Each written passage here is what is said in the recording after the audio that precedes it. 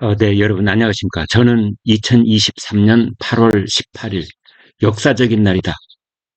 이렇게 평가하고 싶습니다. 여러분 사진에서 보시는 것처럼 한국, 미국, 일본 하나 될 때 더 강하다. 이런 제목 정말 실감납니다. 캠프 데이비드의 지금 미국 대통령 별장이죠. 여기에 한국의 윤석열 대통령, 그다음에 미국의 바이든 대통령, 일본의 기시다 총리 이렇게 세 사람이 모여서 활짝 웃고 있는 모습 여러분 함께 하고 계시는데요. 그 어느 때보다 든든하고 그다음에 역사적으로 의미가 있다. 어느 정도냐? 1953년에 한미 동맹이 시작됐습니다. 그리고 1965년에 한일 수교가 정상화됐지요. 그리고 이제 2023년 8월에 드디어 한일 공동체가 출범한다. 저는 이렇게 말하고 싶습니다. 관련 기사를 계속 좀 보도록 하겠습니다. 방금 보신 사진입니다. 한미일 하나 될 때 더 강하다. 조선일보가 이제 이런 촌평을 실은 팔면봉을 보겠습니다. 한미일 안보와 경제의 강력한 공동체. 중요한 것은 정권이 바뀌더라도 이번 약속을 훼손하지 않는 것이다. 맞습니다. 네, 그게 정말 가장 중요한 것이다. 이렇게 볼 수 있겠습니다.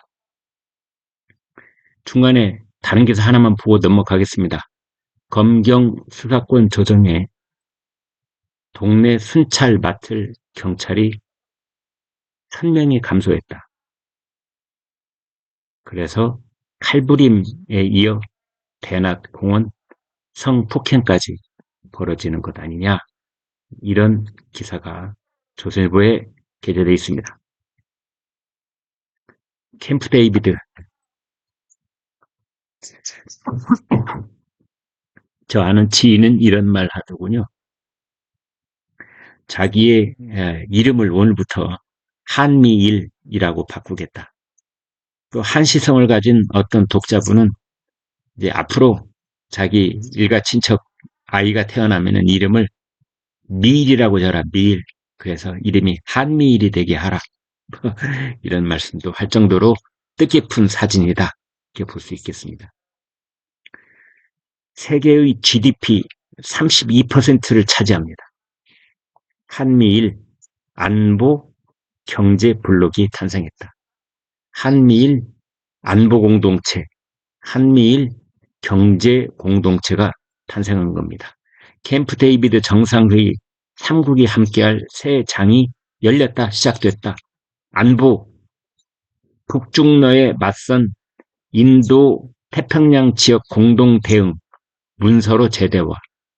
경제는 공급망 조기 경보 체계 신설, 기술 탈취엔 사법 공조를 하겠다.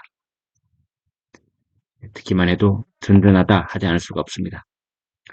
세계일보, 한국, 미국, 일본 안보 6위 즉각 협력 새 이정표를 세웠다.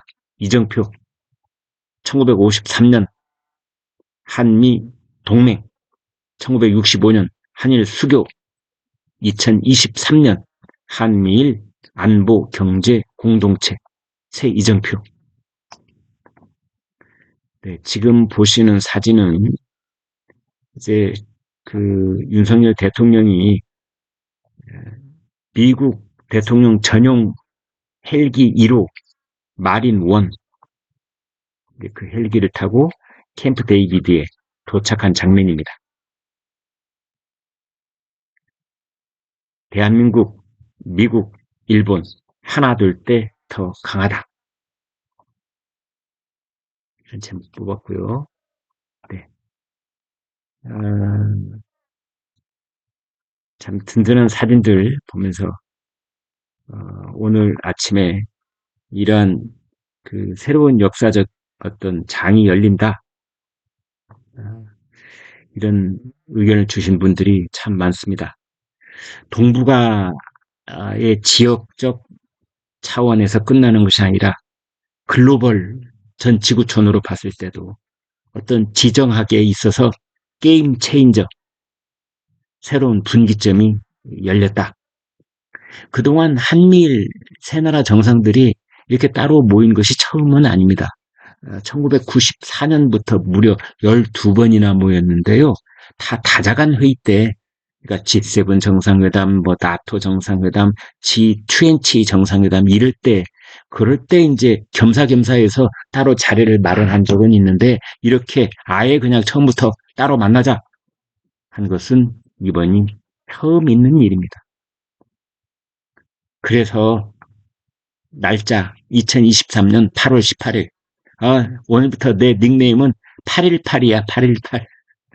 그런 분도 계시고. 자식 낳으면 한미일이라고 짓겠다. 한미일. 이런 한시성 가진 독자분도 계셨습니다. 지금 세계는 신냉전 구도에 들어서 있습니다.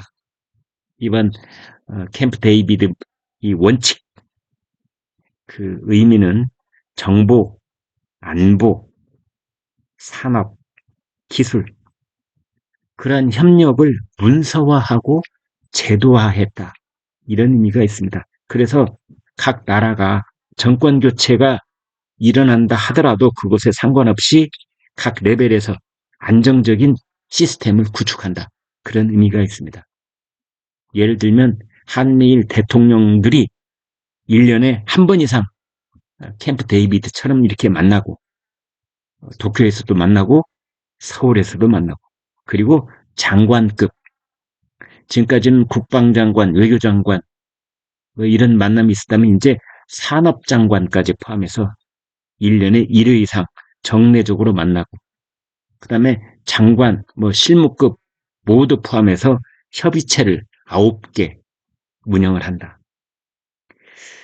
그래서 드디어 뉴 노멀이 시작되는 그런 국제 질서의 새로운 이정표를 마련했다. 이런 얘기가 나오고 있는 것입니다.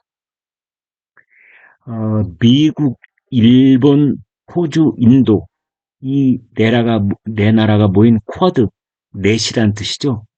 그보다 이 한미일 공동체가 훨씬 강력합니다. 그래서 오늘 조선일보 사설은 아시아판 나토다. 북대서양 조약기구 그거에 필적하는 한미일 공동체 아시아판 나토 NATO 아시아판 나토 이렇게 명명을 했습니다. 여기에 이제 유럽연합 EU 그리고 나토까지 함께 손을 잡는다면 정말 1945년 이후 세계에서 가장 강력한 공동체가 탄생했다. 이렇게 평가할 수 있겠습니다. 저 개인적으로는 좀 노골적인 언어로 표현하고 싶습니다. 지구촌에는 가장 강력한 완력을 자랑하고 있는 불량배가 셋이 있습니다. 러시아의 푸틴, 중국의 시진핑, 북한의 김정은입니다.